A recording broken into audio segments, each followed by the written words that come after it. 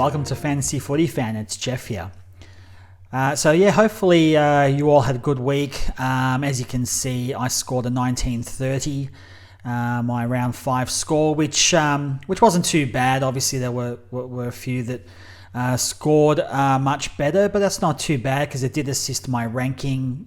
So if I go back to round 4, my overall ranking was 9,083.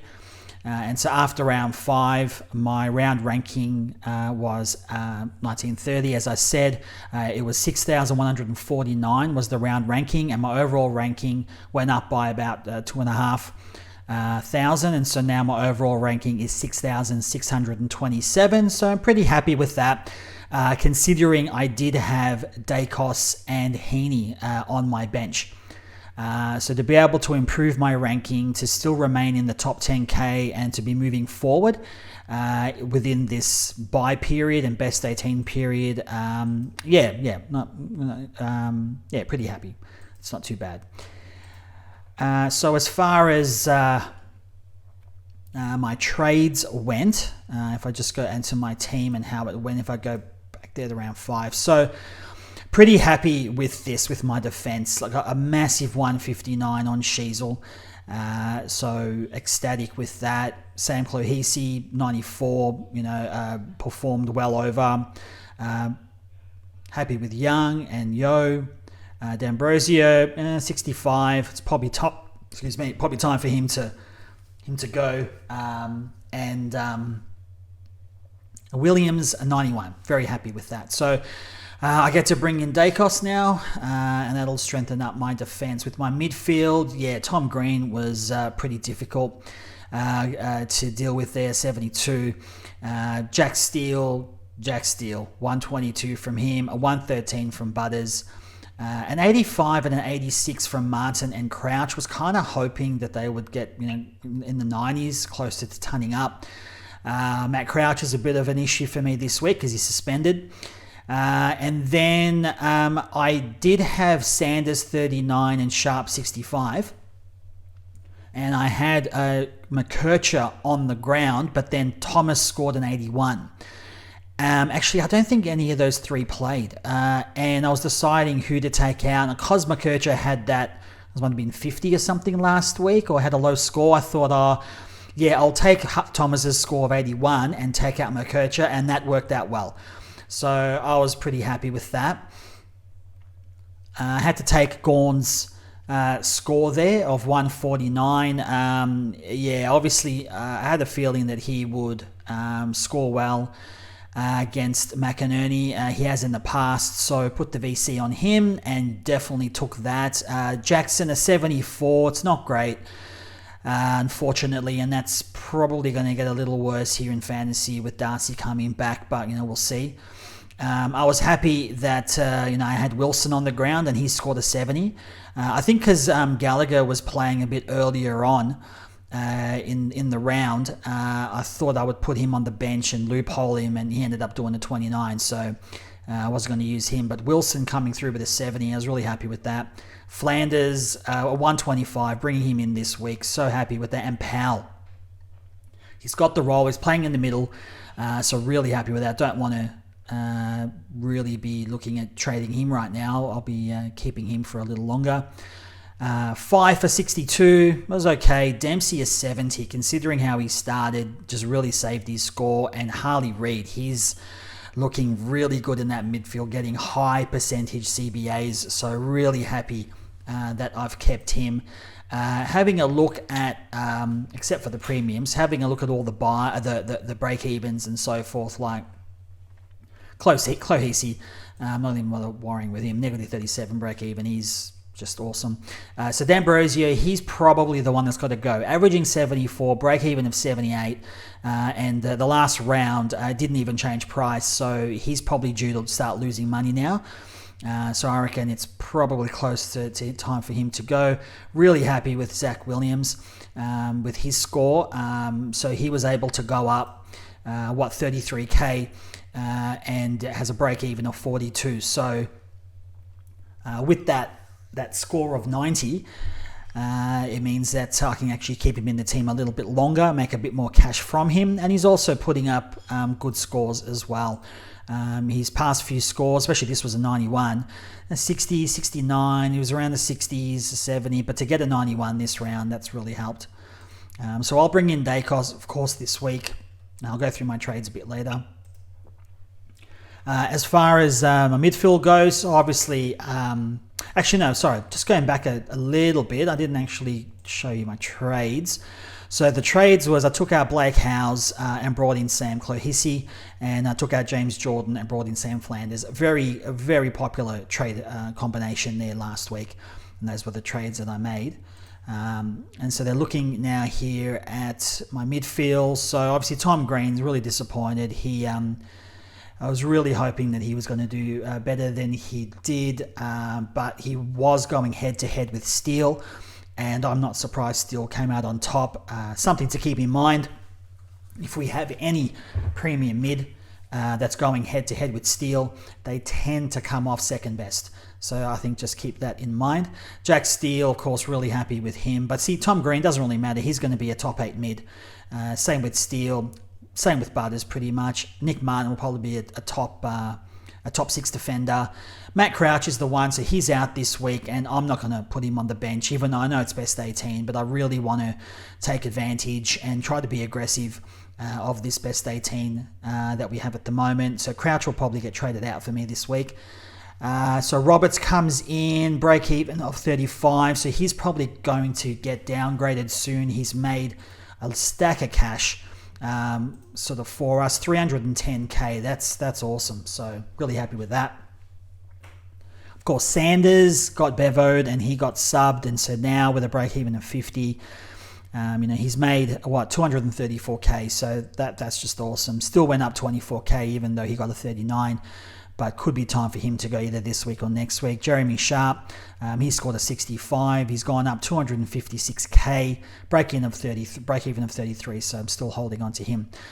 Really happy with Harvey Thomas. I was really worried there for a while. He scored that 100, and then around that he had scored an 18, 35, and a 15. So I was thinking maybe he's not going to be the cash cow that hoped, but he got an 81.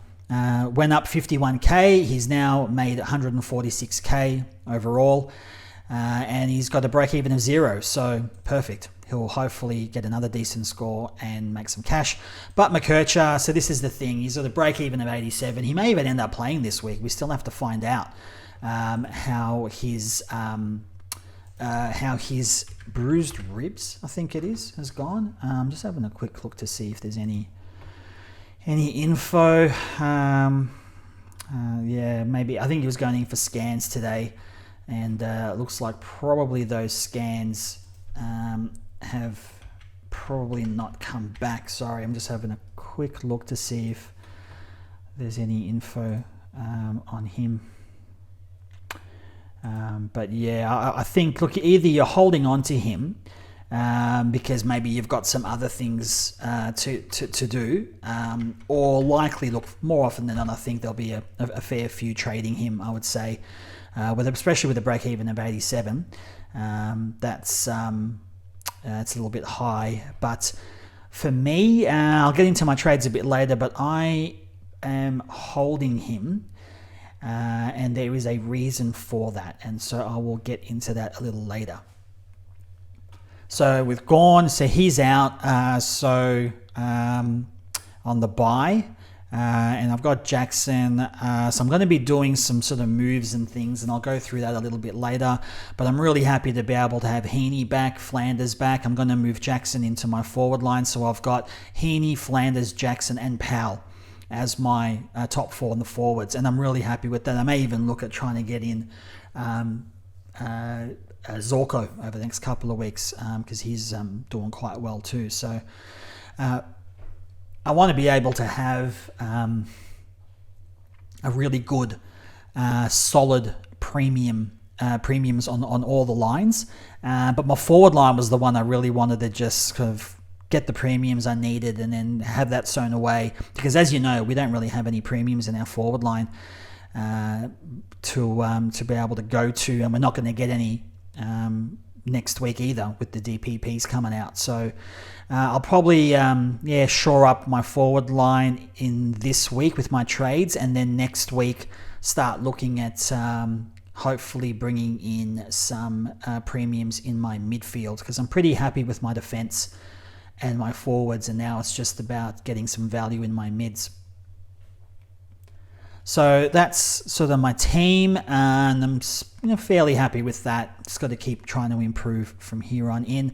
So as I mentioned, as far as injuries and suspensions and things, so Crouch is out for a week, so there'll be a few of us, he's owned by 17%, so there'll be a few of us either holding or obviously making that trade. And for me, I really want to take advantage of this best 18, see if I can get an edge here. And like I said, I'll go through my trades in a moment and just speak about how I plan to do that. Excuse me.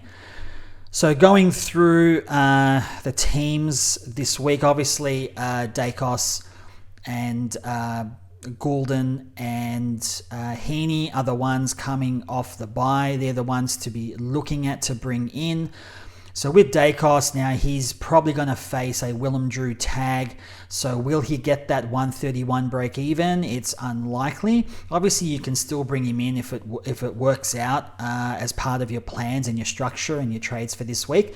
But I reckon you probably could hold and wait till next week where he plays against Essendon in the Anzac Day game. So he's 907k. I reckon by next week you could get him for under 900k. There is that chance. Again, look, you never know. He may come out and go nuts against Port, but they probably will put a bit of time into him. They'll probably send Willem Drew to him. So, look, if you're not getting him this week, I think he's a definite trade target in for next week. And then, of course, the others were Heaney. If you're looking at wanting to get your potential F1, F2 in Heaney, if you don't have him.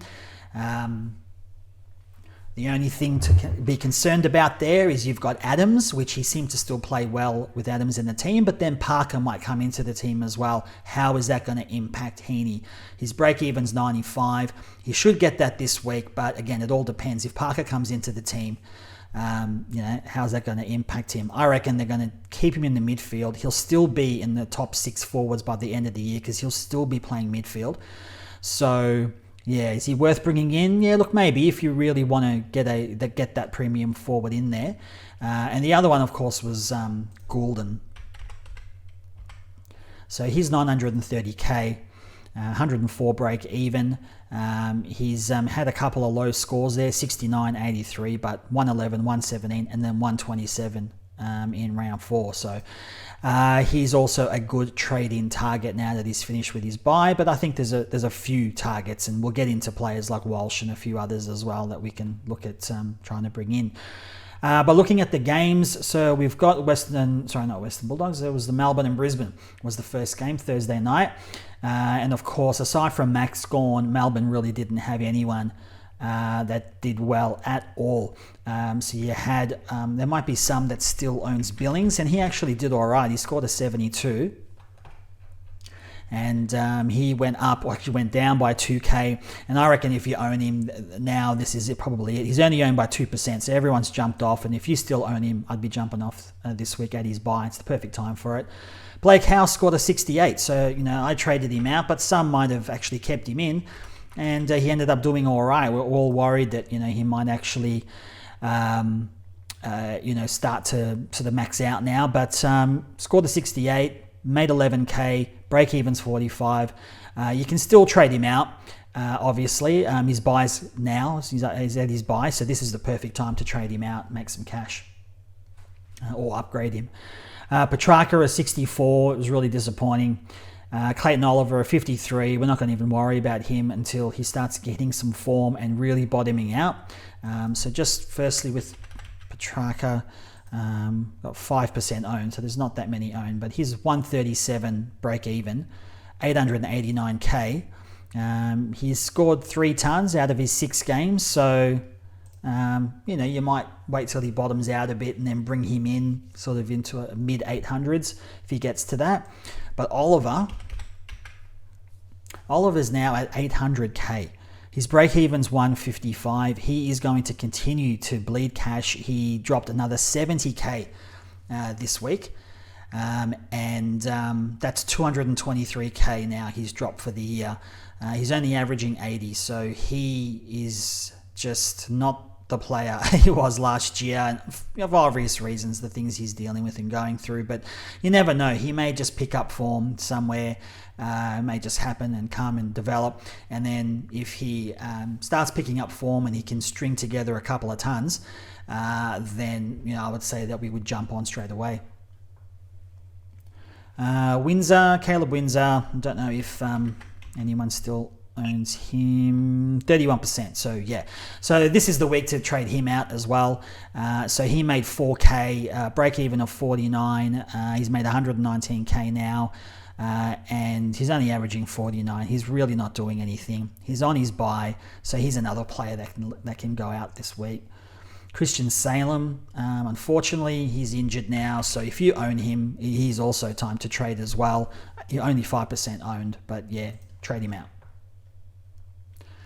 So Dunkley continues to score well, a 123 from him. So looking at his scores, I mean, he's turning up every week, averaging 113.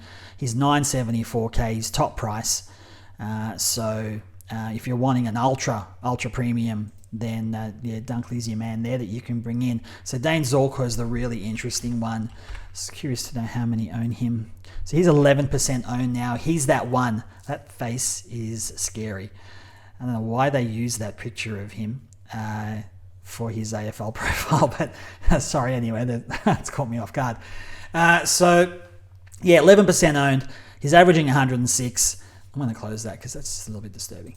I think he would have to be brought in if you've got some of those other premiums in your forward line. Obviously, Flanders and Heaney are the priorities. Even Tom Powell, Luke Jackson to a lesser degree. But I think, Zorko's the one to bring in. Seems like his body's holding up, playing that halfback role. So he's definitely worth consideration, worth bringing in. He's only 871k and his break-even's 83. So yeah, I reckon he's definitely one to consider to bring in for sure this week. Looking through the team, so yeah, Lachie Neale, he got an 83, so I think we're not really paying too much attention to him this year. Better value out there. So moving on to the Western Bulldogs and Essendon game. So there's a lot to talk about here. And that's going to start with, Jack McRae, 78. All we need to say here is just we'll wait till he really bottoms out until we see Bevo using him and properly and him getting some scores. Then we'll look at him. Tim English is 68. So is Darcy having an effect on him? He's lost 130k now, Tim English, and he lost 53k this week. His break-even's 157, and he's only averaging 96. He's not even in the top 3 rucks for fantasy. I think that goes probably Gawn, Marshall. I could just look this up. I'm just guessing. Gawn, Marshall, and Sherry, and then English. I think I looked it up earlier. Early in the week. So we could wait till he bottoms out and then look to bring him in. But his last few games haven't been overly encouraging. 98, 93, and now a 68. And now he comes up against Marshall. So definitely not the time to... I mean, you wouldn't be trading him out, but you wouldn't be bringing him in this week either. You'd want to be waiting to bring him in when he bottoms out. But he's going to be really great value when he does, if you can wait that long. And the reason I say that is because, you may want to jump onto a ruck this week. We don't want to be trading out Gawn. So where's Gawn? So Gawn's he's averaging 123. Yeah, so you don't want to be trading out Gawn. But you could be looking at bringing him in the following week if you don't have him. But you're going Gawn, English, Marshall. Obviously, these guys. If you've got Sherry, you're holding on to him. But these are the 4 rucks that we're kind of looking at. And of course, Bontempelli. So this really has been disappointing for Bont owners. We sort of get into this with him. He's scored 90, 104, 103, the 149 last week. We all thought he was back, and then a 53. So if we own him, are you trading? No, I wouldn't say you're trading. You're definitely keeping him because he is a top 8 premium mid. So you hold. But if you don't own him, you are really watching this space. Like, you're going to wait till he bottoms out. His break even's 140, which he can get this week because he's got that ability to do so. But yeah, you'd be looking at waiting till he bottoms out and lowers that break even a bit. And if you can get him for like early 900s, then you're laughing. That's such a low score for Bont to be able to bring him in. I'll hopefully be looking at maybe bringing him in next week. That's sort of what I'm looking at. It'd be nice to have Bont in my team, and to get him so cheap would be awesome. And then moving on, so Riley Sanders, this is sort of as I just mentioned, so his score's a bit unpredictable now, only because we just don't know how Bevo is going to use him. Harvey Gallagher, a 29, as I mentioned, not great, but his break even still 41. He's made 207k, so I started with him. So I'm really happy with that 207 that he's made. Went up 17k this week, break even of 41. I think it's getting close to him being traded out as well, and making some cash off him. So moving on to Essendon, and so Dersma's an interesting one. He scored a 124, and he's in some good form at the moment. So that's a 103, 99, and 124 in his last few games. So he's only 673k, break even of 24. Yeah, if you want, you could maybe jump onto him. His form speaks for itself. So if you want to maybe upgrade to someone that has the potential of, scoring, then excuse me, then I think he's one to think about and consider if you don't really have the cash, but you want to go up to someone that could score well. And he's got the form, so he's an option. I'm not really interested in him, but, based on your structure and your strategy, he is an option. Merritt, just a 104 for Merritt, but, for his owners, you're still happy. I mean, he's still scoring hundreds. If you don't own him, yeah, we've got to get him in somehow. Obviously, I don't own him, but, you're, excuse me, you're hoping for, I don't know, a really low score so he bottoms out a little bit and gets under a mil. But, that's wishful thinking, I think, with Merritt. He's just a champ. So Nick Martin, an 85. So that's a bit unfortunate, especially after his last sort of few games where he turned up. But, that's going to happen with Martin, I think, because of the role he's playing. I think he's going to get the occasional, 80s, 90s score. But for the most part, he will turn up. He will average over 100.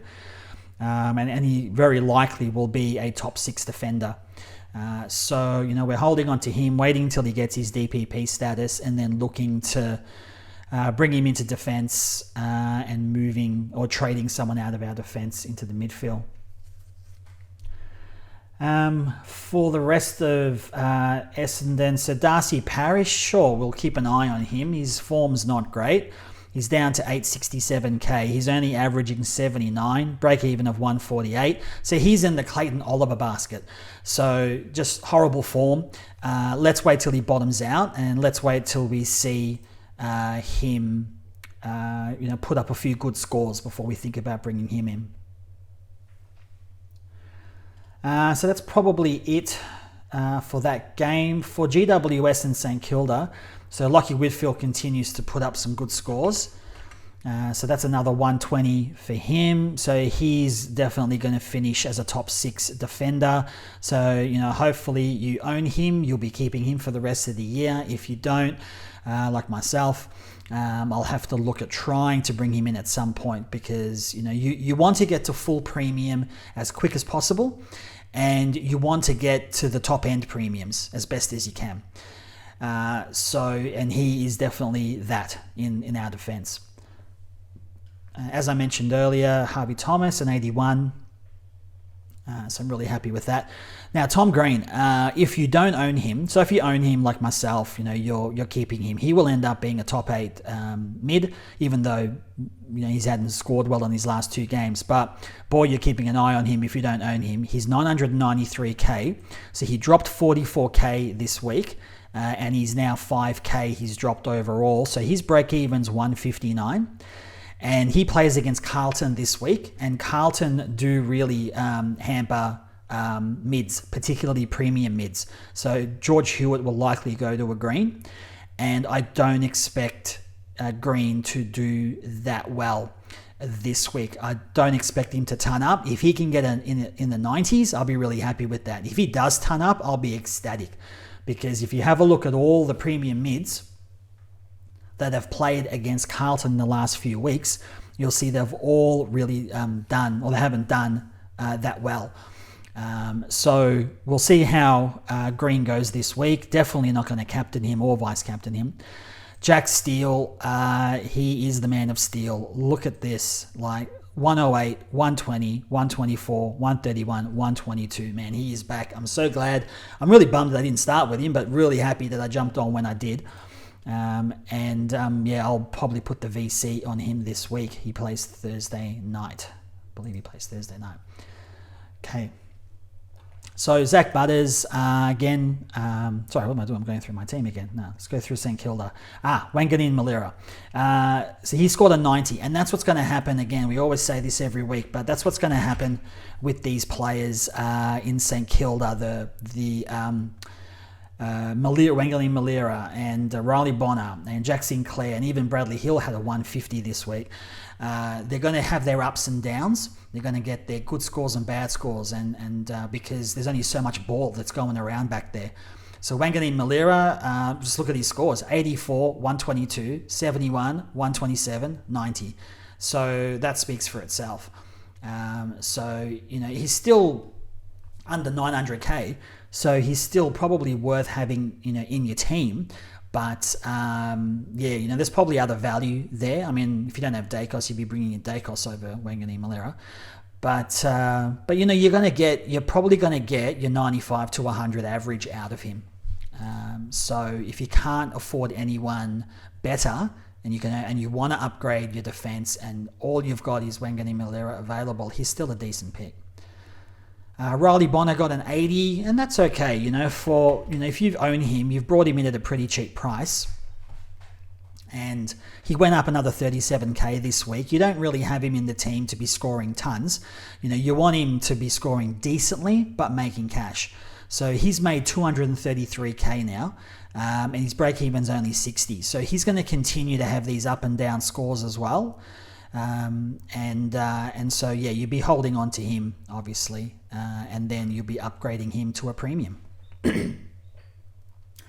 Jack Sinclair, now he's probably the one. Let me just have a quick look at his scores.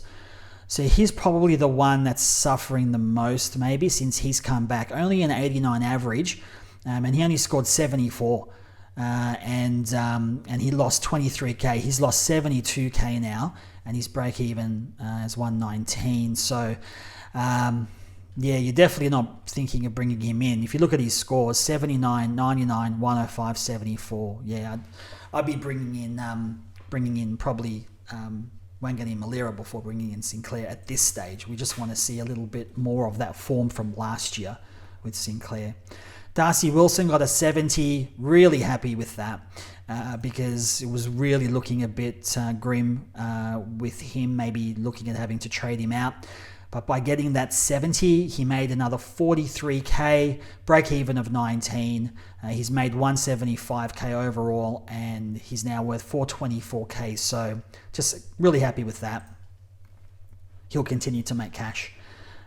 So good to hold on to him. Hugo Garcia came in for his first game. He was a sub, 53 he scored, so that's not too bad, but the job security is the only issue there. For Carlton and Adelaide, so having a look at that game. So as I mentioned, games against Carlton, you look at the mids. Like if you look at Crouch, Laird and Dawson, they're the primary mids, even though Rankin had, I think, probably the most CBAs. their CBAs are really weird. It was actually. Let me just have a quick look, see if I can find them.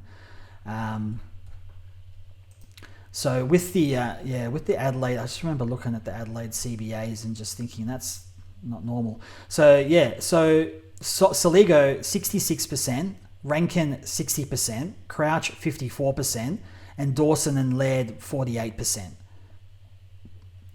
Now you wouldn't expect that to be the case every week. Having said that, they won the game, so you never know. Like the coach might be thinking, well, if this is working for us, then we're going to stick with this. So you never know. Nix might feel that way and he may go that way. So now we've got to start thinking about some of these Adelaide mids. If you have a look at it, 86 to Crouch, 75 to Laird, and then Dawson 60. So, we're looking at probably waiting till, if we don't have them, waiting till they bottom out and see if they get more CBAs and score well. Matt Crouch, of course, is suspended this week. So, look, you can hold. It's a best 18, so you can hold. But I want to be a bit aggressive and I want to trade. I want to have a premium in my team, upgrade him to a premium. And like I said, I'll go through those trades a bit later. For the rest of the team, so not really much else there, but we're just keeping an eye on Laird and Dawson to see where they can get to. So just have a quick look at them. So Laird has dropped 55k overall, 34k just this week. Break even of 41. So 141. But prior to this game, Laird was okay. 119, 105, 102, 103. We want better scores than that from Laird, but yeah, that's all right. We'll see how low his score can get. And then Dawson. So he dropped 42k this week. Overall, he's dropped 85k. Break even of 146. So his scores have been a little bit mixed, 89, 131, 100, 112, and now the 60. So, let's wait till if they can bottom out a little bit more and drop a bit in price, and then we can look at bringing them in on the cheap. Gold Coast and Hawthorn. So a few things to mention here. Noah Anderson had a bumper of a game. He scored a 155. He's 973. Break even of 85. I think just last week was the week to bring him in. I know some coaches did bring him in last week, and all you can say is well done to you. Fantastic pick. So he's done all right. Sam Flanders, of course, a lot have brought him in, and he is now owned by 52% of the comp, and he came through with a 125 playing this halfback role. It's not too late to bring him in. So you can bring him in this week if you don't own him. 875 is still pretty low, I think, for him. He's averaging 125, but I think playing this halfback role, he's going to average a lot more than that. So I would be looking at bringing him in this week if you didn't own him. And then Will Graham, of course, he'll be the one if you don't. I think if you don't have Clohesi, you can certainly still bring him in at 339. But Graham is the other one that I think most will be looking to bring in this week. He is worth 327. So yes, he's a little expensive, but I think we're going to get some decent scores out of him because he's getting a little bit of midfield time, and he will make cash. So he's gone up 102k already. He went up 75k this week, but his break even is negative 29. So he's still going to earn a fair bit of cash. I mean, if he gets 66 this week, he'll go up another 73k. So this is the week to bring him in, which I will be doing. So Sam Clohesi, I mentioned, he's owned by 35%, and really that should be a lot higher than that. Tuke Miller, so he had an okay game. He's 873k. He's only gone up 5k overall because he's had some sort of inconsistent scores, like 110, 100, 109, not a bad start, but then 80 and 94 the last few games. So, I think probably more Supercoach is his kind of game than fantasy, but, he's still doing okay. So I've heard some mention Jack Lukosius. So 84, 86, 89 in his last few games, just because of the role that he's got now. Playing. I think he started out in the forward line, but now playing in defence. So at 629, I think he can do better. So going through, no one else really overly interested in there. Carl Amon, a 102. So I think is that two good scores from him now. 113 and now a 102. So he's finally come good and scoring okay. So he's averaging 90, break even of 76, only 777k. Overall, he's lost 6k. So is he one to bring in? Look, yeah, but I'm just not overly confident he'll continue with these scores. But if you're confident in him, then that's a really good price. If he's going to average 100 from here, or at least 95 to 100, that's still a pretty good price to get him at. So James Sicily, these premiums that are dropping in value, we want to keep our eyes on to wait to see till they pick up form again. In James Sicily's case, now he scored a 71 and he has now lost 184k, lost another 27k, break even of 106, and he can definitely get that.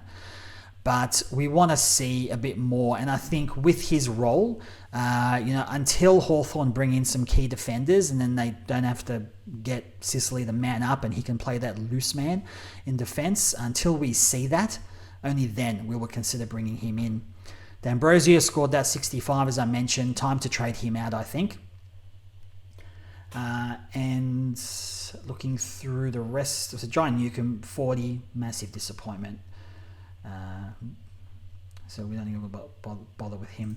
With Port and Freo in that game, so Zach Butters a 113, and that's what you're going to get, I guess, from these premiums. They got an awesome, the premiums in Port, that is, they got an awesome midfield. So Zach Butters a 113, Ollie Wines a 106, Rosie a 100, and Horne-Francis 76. So, so happy with Butters and Wines and Rosie. Well, not Wines, I think, is going to be a bit up and down, but Rosie and Butters, they look pretty good. So Butters is still only 903k. So he's averaging 104 because he's had a 79 in amongst his other tons. So I would definitely be looking at him if you don't own him. He's another one that's good value, just above 900. So he's not, he's only gone up sort of 5k overall.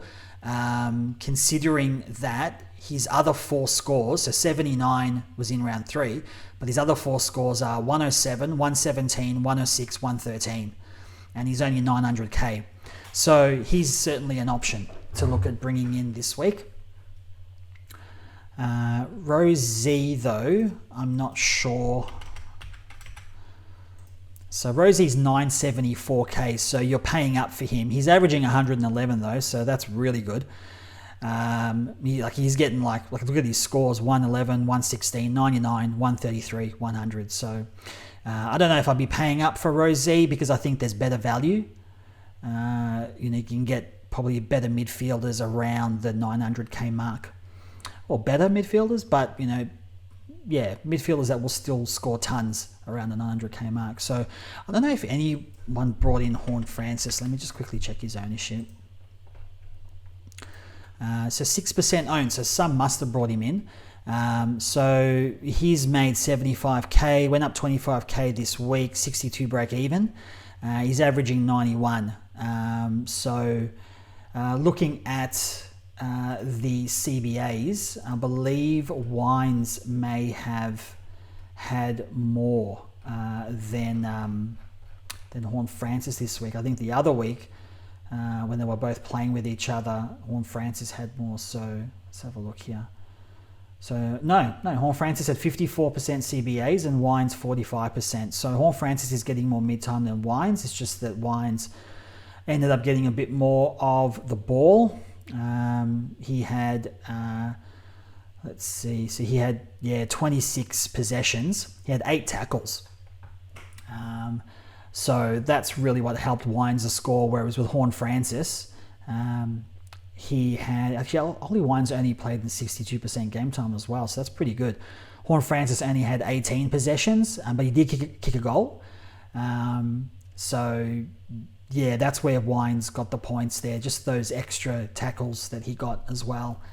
It really helped him to turn up this week. But I think that's just going to change every week with Wines and Horn Francis.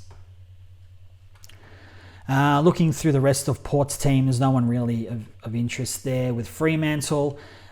So we have a few we can look at. So I guess Luke Ryan, he scored a 105. He's just over 900k, so 912. He's averaging 105. So yeah, look, he's sort of up there as a top 6 defender. We'll go through all those stats in a moment after we go through the games, but he's one, I guess, to think about in your defence. But Hayden Young,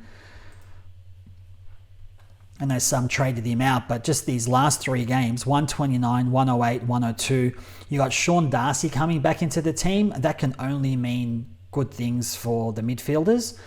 So Hayden Young, Caleb Sarong, Andrew Brayshaw, all these players are going to really benefit from when Darcy comes back into the team. So Brayshaw is 78, so yeah, that's pretty tough on anyone that brought him in. Just get the feeling he's going to have these up and down scores. If you look at his scores, 118, 90, 184, 148 last week, and then a 78. I just can't trust him for consistent scores. Caleb Sarong, a 92. So that's okay. I mean, he's not really hitting his straps. Well, he was in the first 3 games, but now 82 and 92 in his last few. But still averaging 115. So again, with these players, if you've got them, you're not even thinking about trading or anything. Like, you're keeping them. But to bring them in, yeah, probably. Well, definitely. I don't think I'll be bringing in Sarong. It's a bit over $1 million. Break even 159. So you'd be waiting till that drops. So Luke Jackson, he's been dropping 96, 108, 88, 94, and then a 74 this round. So we were hoping that he would be averaging that 100-point mark without Darcy in the team, but he's only averaging 92, break even of 107. Look, he's made 36k overall, so you're not losing anything still keeping him. Darcy comes back this week, but Darcy won't be rucking as much. I think in that first game, he'll probably play in limited minutes, and they're playing against West Coast. So you'd really hope Jackson does well against West Coast. So Jordan Clark, just a 66. That's pretty tough for any of the Clark owners, but he's been very consistent up to that. 97, 99, 97, 97. So very consistent. So a 66, but if you own him, you're certainly still keeping him. Jeremy Sharp, I mentioned, he's definitely a keeper until we get rid of him. Same with Fife, good cash cows they've been, and that's probably it as far as that game goes. Geelong and North Melbourne. So with Geelong, so some of you might own Max Holmes, another 99 for him. He's still got that role at half back. And then Shannon Neal came in for Hawkins, scored an 80. That's pretty decent. Tom Stewart, only an 80. That's pretty disappointing. But for those that don't have him, he's one to keep our eye on because he's dropped 17k overall now, 18k this week, 116 break even. Averaging 94. He should be or is a top 6 defender, but he's only 852. So I think one to just keep in mind if you want a premium defender in your team. 852 is not bad. So Dempsey, as I mentioned, really saved his score, holding on to him. He's still got more cash to make. And Connor O'Sullivan came in and scored a 40. Jai Clark is obviously the biggest disappointment here. If you own him, you just really got to get rid of him if you do. But if there's more important things to do in your team, then you're focusing on that. Sheasel, a 159. He has been fantastic. So happy I started with him. Look at his scores. 120, 121, 126, 121, 159, man. But The thing is that he's playing Hawthorn this week, and McGuinness did go to Flanders for a little bit, playing at half-back, and it is likely he will go to Sheasel. Does that mean Sheasel won't ton up? I don't think so. I think he'll still probably ton up or get close to that, but am I going to captain him? That's the thing. I'm really unsure. I don't want to take that risk in captaining him if I feel that he might cop a tag. But anyway, that's a little bit to think about there. Tom Powell, the 113, so he's been great. He's got the role, and he's really coming through for us if you've brought him in. He's owned by 25% of the comp, so there's a few that own him. So he scored a 113 this week, as I said, went up 52k. He's gone up 224k overall, and he's tunning up. So his break even's 51. So yeah, he's great to keep in your team at probably F4, around that mark, if you can, F3, F4, depending on your structure, because he's averaging 99. So that's great. So I'm really happy to keep him. LDU actually turned up. He scored a 104. So that's great. Actually, I don't know how many own LDU. It's probably a pod. He's only 4% owned, so, and that's probably rightly so. I mean, he hasn't really been scoring that well. This is his first ton. So, we could keep an eye on LDU. Wait till he really bottoms out, 830k, but we want to see some form before then. He had 27 possessions and kicked a goal, so we want to see a bit more of that. We want to see some 110s, 100, 110. We want to see some consistent scores with him before considering him. So Blake Drury, a 101. Now, if you've got Clohisi and if you've got Graham, then you could be looking at a Drury. He's only 257k, scored a 101, but his break-even's negative 26. He did burn us last year. Didn't really do much, but he took 11 marks at half forward. So there was a few players that took a lot of marks in this game. So, we're hoping that, and he kicked 2 goals. I mean, I don't think he's doing that every week. He's probably not getting a 101 again, but, and I'm definitely not going to recommend to bring him in, but he is an option. You never know. He may put up some average scores and you can make some money off that negative 26 break even if there's nothing else to do for you. So Big Eye Newen, I think that's how you say his name. He scored an 83. And so he's only 244k.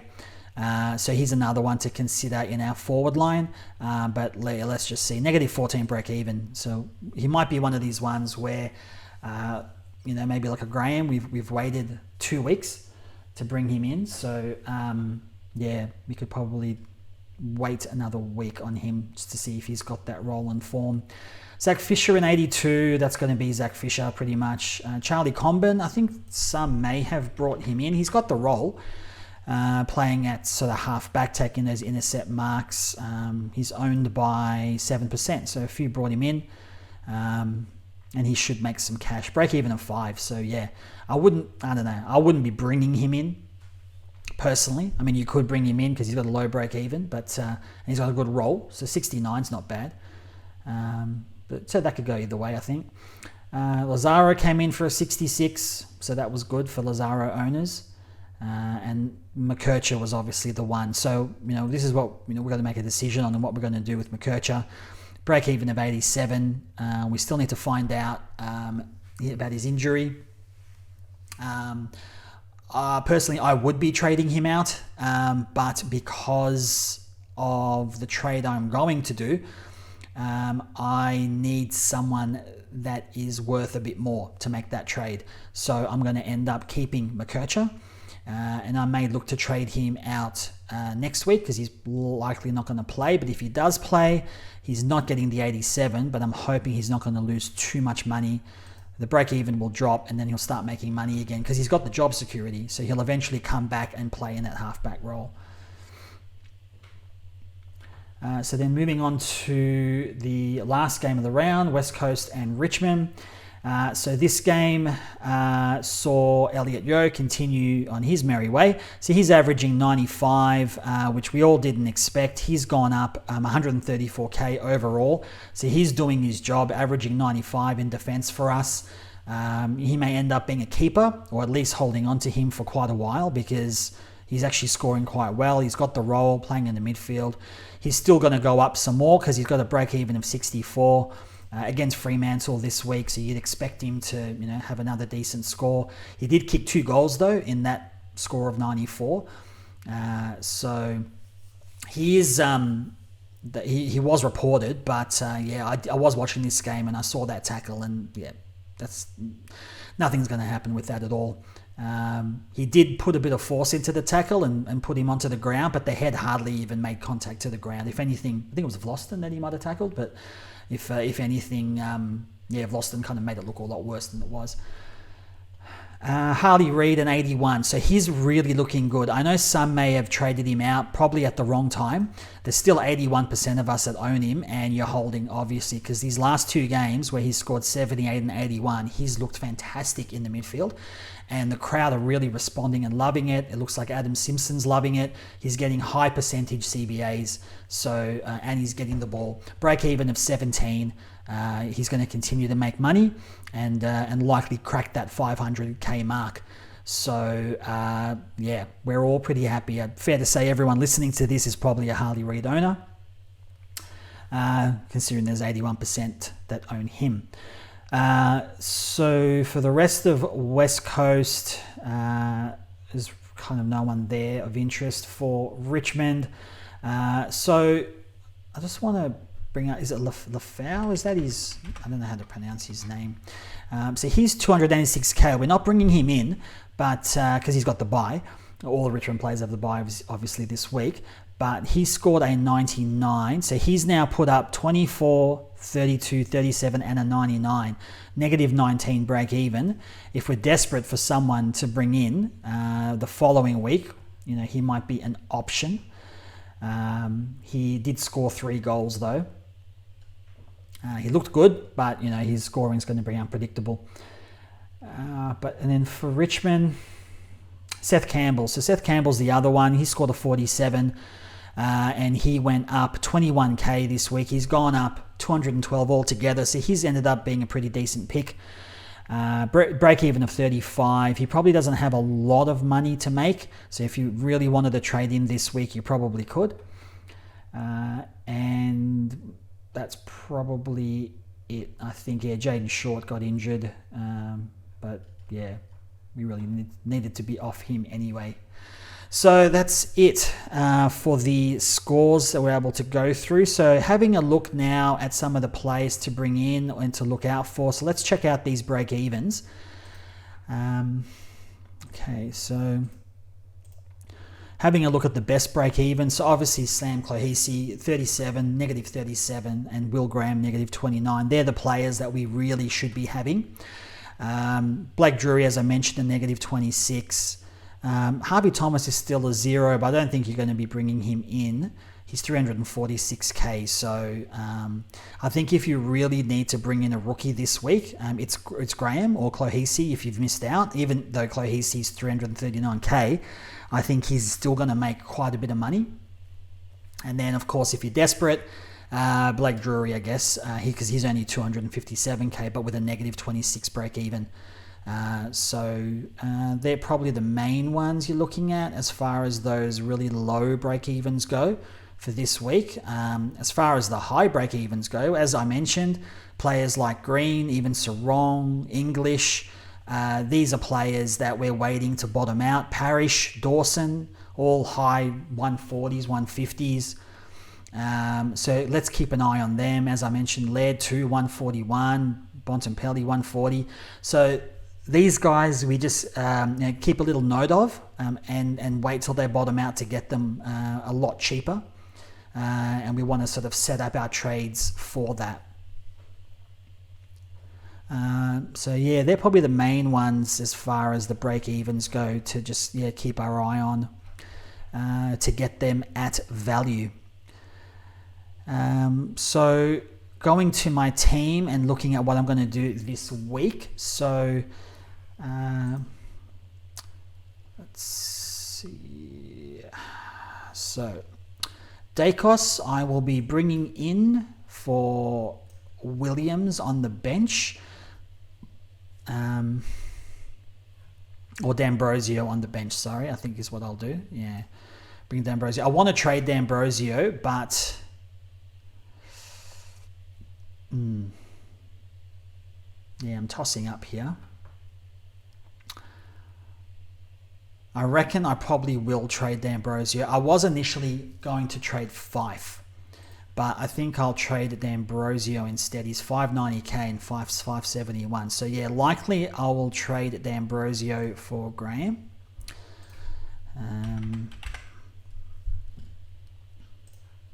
Okay, so I'll make that trade. So now I've done that trade. So I've got Graham, which I'll probably keep Graham on the bench, even though he's averaging 84. I don't know, maybe I'll bring him on and put Williams on the bench. Yeah, we'll see. Anyway, I've got to just make a decision on that. And then with the rest of my cash, I am going to trade Crouch. And I'm going to swap Crouch with Reed. And then I'm going to swap Reed with with Barnett. And I'm going to bring in Marshall. So yes, I am really paying up for Marshall here. Marshall's averaging 119, 22 points more than English. His last three he's averaging 130, and he's got games against English and I think Soldo the week after. So he's going to be great. Just have to be careful that Tom Campbell's not named, but I just want to get him in. His break even's 103. Look, last week was probably the time to get him in because he's gone up 21k in this last week, but I want to get him in now. I'll still have 109k left. So now what that leaves me with, so my midfield is pretty weak just for this week, but what it does allow me, it allows me to have Jackson in the forward line and Gawn's on the bench. So I've got Marshall and Jackson. Heaney comes in obviously for Barnett. So now I've got an extra. Basically, I would have lost a player with Gawn out, but now I gain a player with Jackson playing for Gawn, and obviously I've got that extra forward that I'm playing. So I'll have Heaney, Flanders, and Powell in my forward line, and then Fife, Dempsey, and Wilson. They will be in my forward line with Jackson and Marshall. My midfield will be probably a struggle this week with just Green, who I don't think will do that well, Steele, Butters, Martin.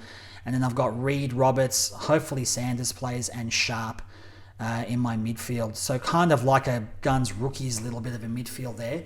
With my defense, pretty happy with that because I've got Dacos, Sheasel, Young, and Yo all averaging really well. And then even Clohesi and Williams actually averaging quite well as well. So for this bye round, my team I'm pretty happy with these trades. It's likely what I'm going with. So I'll likely be VCing Steele, and I'm not sure who I'm going into.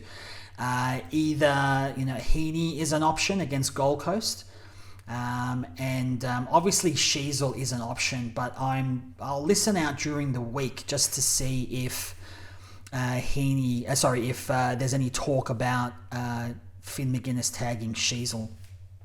So, but I think actually Steele's going to put up some pretty good numbers on Thursday night when the Saints played the Doggies.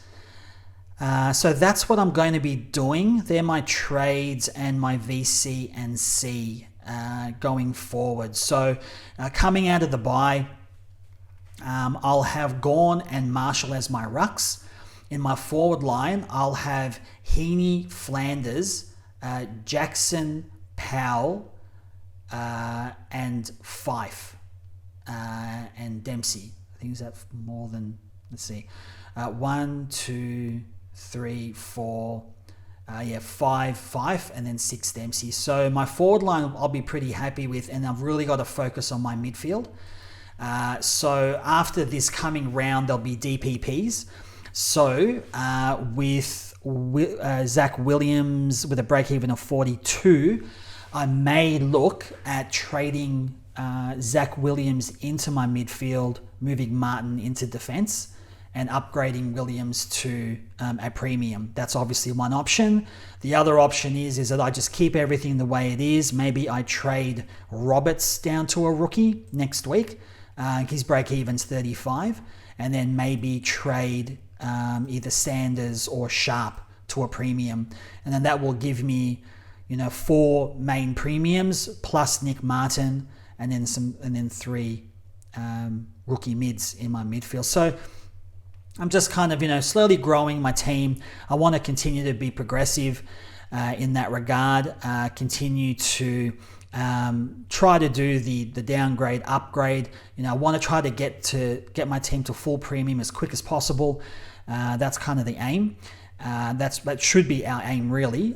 We can continue to bring in these combins and players like that'll make money and so forth, but the quicker we can actually upgrade to some premium players, the better it's going to be for our team going forward. So that's sort of everything from me for this round. Again, hopefully you had a good round. Hopefully you got a great round coming up. Just remember, take advantage of these rooks like Clohesi and Graham, and also always keep an eye on these players, these premiums that might have a low score, because then the break even goes up. Wait till they bottom out and then get them in at the right time, like a Dacos, who you'd want to be getting in either this week or next week, and again a few other players that I mentioned as well. So all the best for the week and for the weekend, and I will see you again at the end of round 6. See ya.